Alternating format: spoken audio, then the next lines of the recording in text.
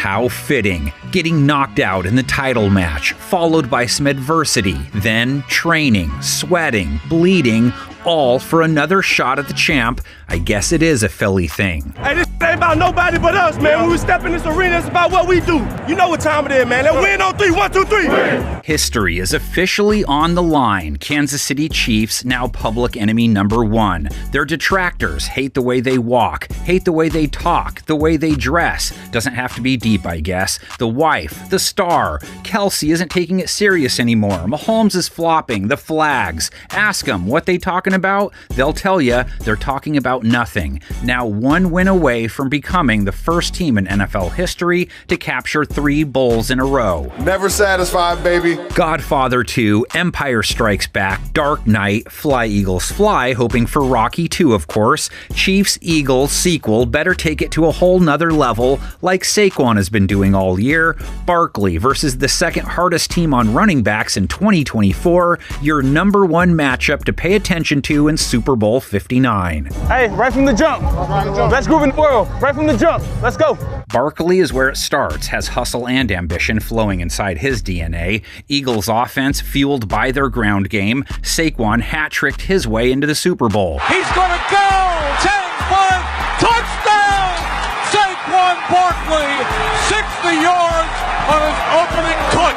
2K year followed by playoff dominance. Philadelphia's 2024 run-pass split dimensions, too much for even Sir Mix-a-Lot. First to 32nd is as wide as it gets.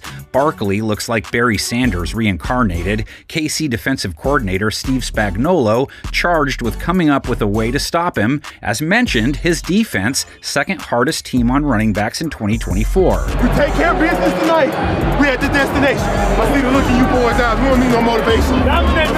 Dominate on 3. 1, 2, 3. Dominate. It'll take their entire starting 11 to do the job right. Have to play the run better than the last time we saw them. Didn't fare great versus James Cook. And if they can't stop Barkley, it sets up play action. Jalen Hurts with a 116 rate off play action. Chiefs defense gave up a 113 rate to it, 28th. Play action, Stroud throws, Collins, he's back involved. On to superstar number 2 for key matchup number 2. I mean, if you didn't come for the chili, what did you come for? Philadelphia's number 1 scoring defense versus Mahomes' Magic. Same deal. It's an all-hands-on-deck situation. He doesn't have the stats this season, but no one better at finding a way to beat you. And for what it's worth, his AFC Championship game showing, one of his best all year, and the very first time they scored more than 30 points this season. From the 11, first down, pass, worthy, touchdown! Touchdown, Kansas City! Keep it close, let Mahomes do what's needed. That's been the formula this season. So with that in mind, go back to Philadelphia's offense for our third key matchup, back to Kansas City's need to contain Philadelphia's O. A.J. Brown, Devontae Smith squabbling up with Kansas City cornerbacks Chamari Connor, Jalen Watson, and Trent McDuffie. McDuffie, Kansas City's CB1, and he's a traveling man, so likely gonna see him chase Brown around a lot. AJ finally finished War and Peace and was back to being an elite receiver. NFC Conference Championship game, 96 yards plus a score. Hurts to throw. Near side, lets her rip. Brown! Touchdown! Smith, very much the WR2, but puts up lots of WR1 games. Has seen 4 targets in each playoff game so far, caught all 4 each time. Oh, footwork from Devontae Smith. This guy's a stud. Chiefs secondary didn't play wide receivers or tight ends especially tough this season. Kansas City safeties Brian Cook, Justin Reed, Jaden Hicks all have to be ready to help with Dallas Goedert, the 5th member of Philadelphia's offensive band, caught 7 of his 8 targets versus Washington, 85 yards. Hurts, looking as a man, Goedert, open, catch, and he's down near the 10. Key matchup number 4, Philadelphia's O-line versus Kansas City's front 4. To derail Hurts, it's about pressuring him without blitzing him, because he torches 5+. Hurts' last outing was one of his best too, thus the Bob Belcher 50 burger with all the extras they hit the Commanders with. Going deep, A.J. Brown, he's got it! Now, Hurts' passer rating dropped 20 points under pressure in 2024, really his only weakness this season. Pressure's coming. Cox chasing, so's Gary. Hurts now just throwing it away. Spags sent 5+ a lot this year, but not versus Allen in their latest win. He dialed it way back, helped keep Allen from running, but not throwing. They gave up 2 TDs to him, didn't pick him off, a 111 rate, and they weren't elite when it came to stopping the pass this year either. Allen rifles it open. It's Samuel for the touchdown. The battles within the battle, the edge wars between left tackle Jordan Mailata, only 2 sacks allowed all year, and defensive ends Mike Dana and Charles Omenihu, who usually fire from the left. Solid type dudes. Other side, second team All-Pro right tackle Lane Johnson didn't let anyone beat him for a bag, versus Kansas City sack leader George Karlaftis. Stroud, Karlaftis again! What a game, what a half! In the middle, guards Mekhi Becton, Landon Dickerson, assuming he's healthy, center Cam Jurgens, assuming he's healthy, versus defensive tackle Tershawn Wharton, 6.5 sacks for the year, took Allen down once, and his game-wrecking cohort, first-teamer Chris Jones. Every ladder we had to climb, man, we didn't climb it. Every expectation we had, we exceeded. Jones will play a big role in key matchup number 5, facing Allen and Cook, a nice warm-up in a lot of ways. They stopped Allen on 2 of his 5 sneaks. Goes out left side again, and again he's denied. Can they do that against Hurts with a little help from his friends? He comes in off a 3-rush TD outing, ran for 70 yards and a score the week before, averaged 42 rush yards per game this season. Bob Rossed it 14 times in the reg. Hurts delay, Hurts!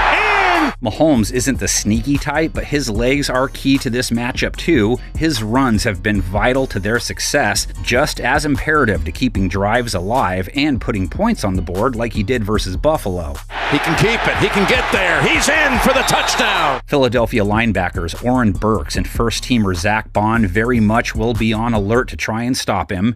Eagles were mid versus quarterbacks versus runners for 2024. They were elite versus quarterback arms, though. Mahomes, he has an elite arm, but pressure is key to slowing him too. So we return to the trenches for key matchup number 7. His rate dipped 20+ points versus pressure this season. And then from there, when he holds the ball, you have a chance. Philadelphia doesn't blitz much, rely on their front 4. Joe Thuney at left tackle moved there late in the year because it was a problem for them all season. Mano a mano with Philadelphia sack leader Josh Sweat most of the game. 8 QB takedowns for the year. They are grabbing him, they've got him, and they've sacked him. On the right side, Jawan Taylor gave up a team-high 7 sacks, lots of flags. Just tell him Peso did it. Versus Nolan Smith Jr., who really came on strong down the stretch.